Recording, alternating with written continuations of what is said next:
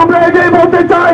আওয়ামী লীগের মার্কাওয়ালা টাকা নিয়ে ওদেরকে কমিটিতে দেওয়া হইতেছে। আমাদের স্বাগত কিশোর দাস আমাদের মাঝে এই মাত্র উপস্থিত হয়েছেন মৌলভীবাজার জেলা কৃষক দলের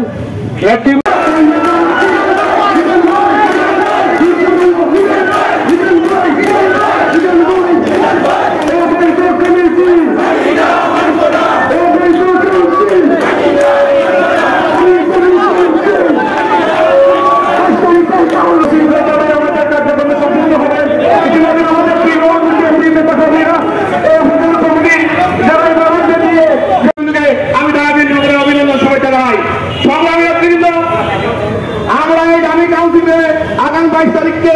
যেন স্থগিত করে আমাদের সবার অংশগ্রহণে